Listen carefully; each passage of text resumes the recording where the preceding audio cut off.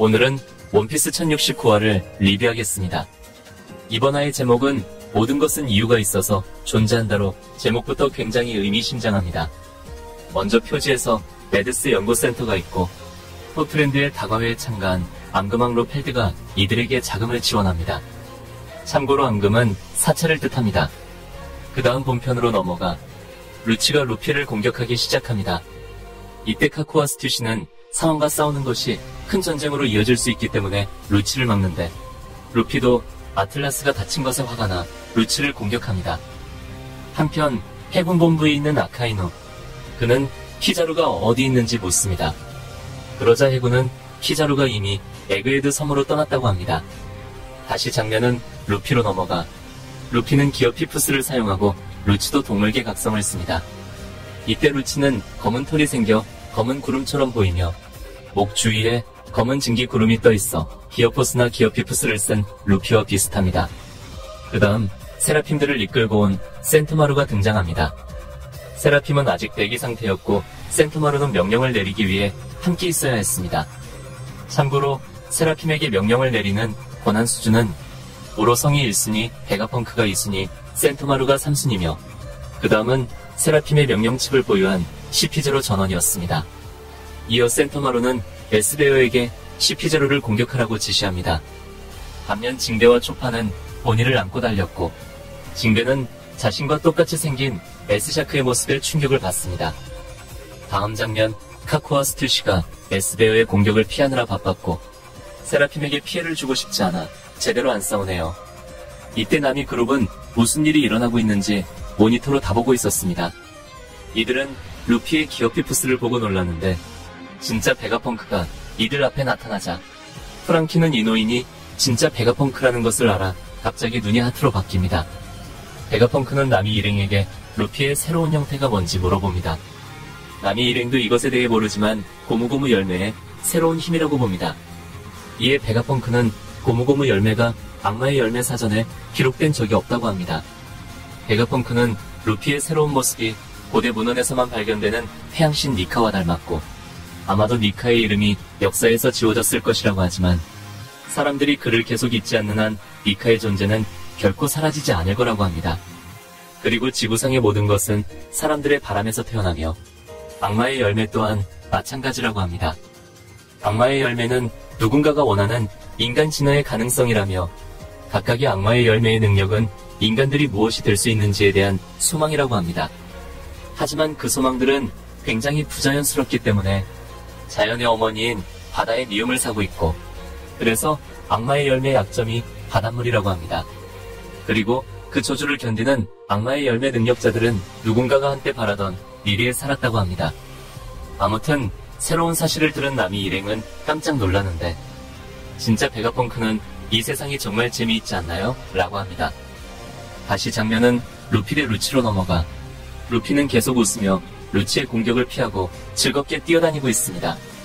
루피는 바닥을 주먹으로 바꾸는 새로운 기술을 사용해 루치의 배를 마구잡이로 때렸고 루치는 피를 토하며 날아가는데 루피가 이제 사왕이라 확실히 압도하네요. 이어 루피는 센토마루를 보고 공격을 멈춥니다. 루피는 센토마루에게 인사를 하면서 그와 다정하게 이야기를 합니다. 사실 센토마루는 베가펑크가 선택한 사람이고 덕분에 가난한 삶에서 해방할 수 있었습니다. 센토마루는 베가펑크에게 많은 빚을 졌고 CP0가 베가펑크를 죽이려고 하자 그걸 막으려고 했습니다. 이어 센토마루는 루피에게 뭔가를 요구합니다. 그것은 베가펑크를 데리고 가달라는 것으로 센토마루가 해군 소속이지만 의리가 있네요. 한편 루피와 센토마루가 이야기할 동안 루치가 계속해서 회복합니다. 루치는 채를 사용해 기습적으로 돌격했고 직원으로 센토마루를 공격, 센토마루가 크게 다칩니다. 루치는 우리가 해야 할 일은 베가펑크를 제거하는 거라며 세라핌에게 우리의 명령에 복종하라고 합니다. 반면 루피는 센토마루가 다친 것에 화가 났고 루치를 공격하려고 합니다. 여기까지 1069화를 알아봤는데 많은 사람들이 기대했던 루피와 루치의 전투가 너무나 손쉽게 끝났습니다. 루치는 육식과 폐기를 자유롭게 쓰고 고양고양 열매, 모델 레오파드를 먹은 강력한 표범 인간입니다.